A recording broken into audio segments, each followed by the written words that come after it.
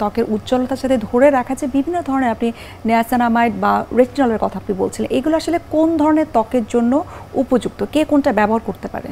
জি, এটা আসলে অনেকে জিজ্ঞেস করে যে কোন ধরনের ত্বকের জন্য কোনটা ব্যবহার করবে। আমাদের স্কিন টাইপ যদি আমি বলি, তাহলে আমাদের স্কিন টাইপকে আমরা 3 ভাগে ভাগ করতে পারি। যেমন অনেকের স্কিন হচ্ছে ড্রাই স্কিন, এটা আমরা হচ্ছে নিজেরাই কিন্তু পরীক্ষা করে বের করতে পারি। যেমন আপনি যখন আপনি আপনার মুখটা ধুবেন, মুখ ধোয়ার পর 30 মিনিট আপনি মুখে কিছু অ্যাপ্লাই করবেন না। তো ওই 30 মিনিট আপনি মুখে কিছু অ্যাপ্লাই না করার পর যদি আপনি ফিল করেন যে আপনার স্কিনটা অনেক ড্রাই ফ্লেকি লাগছে, তাহলে বুঝবেন যে আপনার স্কিন টাইপটা ড্রাই। এবং 30 মিনিট কিছু ব্যবহার না করার পরও যদি আপনার স্কিনটা ওয়েলি থাকে, সেক্ষেত্রে আপনি বুঝবেন যে আপনার স্কিনটা ওয়েলি। এবং অনেকের ক্ষেত্রে দেখা যায় যে শুধু টি জোনটা ওয়েলি এবং বাকি পোর্শনটা ড্রাই, সেক্ষেত্রে তার স্কিন কম্বাইনেশন স্কিন। সো এভাবে করে আমরা স্কিন টাইপটা ডিভাইড করতে পারি। সো যাদের ক্ষেত্রে ওয়েলি স্কিন, তাদের ক্ষেত্রে অবশ্যই নাইসিনামাইড খুবই ইম্পর্ট্যান্ট, কারণ নাইসিনামাইড তাদের ওয়েল কন্ট্রোল করতে হেল্প করে। তারা দিনের বেলা সানস্ক্রিনের আগে নাইসিনামাইড সিরাম ব্যবহার করতে পারে। এতে অনেকে বলে যে সানস্ক্রিন ব্যবহার করলে তেল চিটচিটে ভাব হয় বা হচ্ছে বাইরে গেলে এটা কিন্তু আসলে সবারই কমপ্লেইন যে সানস্ক্রিন ইউজ করলে ত্বকটা একটু অয়েলি হয়ে যায়। তো সেক্ষেত্রে যদি সানস্ক্রিনের আগে নাইসিনামাইডটা ব্যবহার করে নেয়, সেক্ষেত্রে তার ওয়েল কন্ট্রোল হয়। এরপরও যদি তেল চিটচিটে ভাব থাকে, বিভিন্ন ধরনের পাউডার কেক বা পাওয়া যায়, সানস্ক্রিন পাউডার কেক পাওয়া যায়, সেগুলো ব্যবহার করতে পারে বা সানস্ক্রিনের উপর একটু ফেস পাউডার ব্যবহার করে নিতে পারে।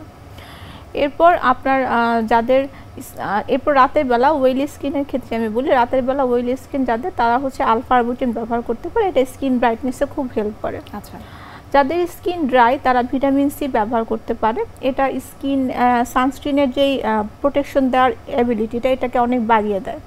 তো ভিটামিন সি এর সানস্ক্রিনের আগে যদি ভিটামিন সি ব্যবহার করে নেয়, সেক্ষেত্রে সানস্ক্রিনের ক্যাপাসিটি অনেক বাড়ে। এরপর রাতের বেলা আলফা আরবুটিন ব্যবহার করতে পারে এবং অল্টারনেট করে রেটিনল ব্যবহার করতে পারে। রেটিনল ব্যবহার করলে যেটা হয় যে স্কিনের ন্যাচারাল এক্সফোলিয়েশন হয় এবং স্কিনটা ন্যাচারালভাবে রিজুভিনেশন হয়। রেটিনলটা কি তারা প্রতিদিন ইউজ করবে নাকি উইকলি 2 থেকে 3 দিন আপনারা ফিক্স করে থাকে ডার্মাটোলজিস্ট যারা রয়েছেন? জি, রেটিনলের ব্যবহারের ক্ষেত্রে রেটিনলটা ইউজুয়ালি আফটার 25 ব্যবহার করা ভালো। রেটিনল ব্যবহারের কিছু পার্সেন্টেজও আছে, যেমন 2% রেটিনল থেকে শুরু করা উচিত। 2% রেটিনল থেকে গ্র্যাজুয়ালি রেটিনলের পার্সেন্টেজটা বাড়ানো ভালো। এবং যদি বলে যে কয়দিন ব্যবহার করা উচিত, প্রথমে উইকলি 2 ডেজ ব্যবহার করা উচিত এবং আস্তে আস্তে 2 ডেজ থেকে যারা বিগিনার রয়েছেন, তারা 2 ডেজ থেকে শুরু করবে।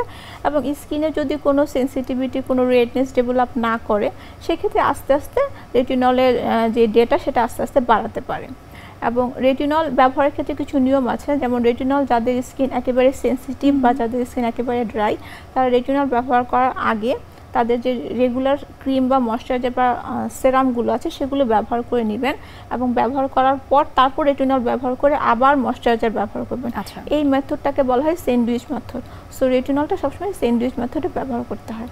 আচ্ছা, এছাড়াও ভিটামিন সি এর কথা আপনি বলছিলেন এবং আলফা আরবুটিন সিরামের কথা আপনি বলছিলেন, সেটাও কি আসলে প্রতিদিন কেউ ইউজ করতে পারবে নাকি অল্টারনেটিভ ডেতে তারা ইউজ করবে?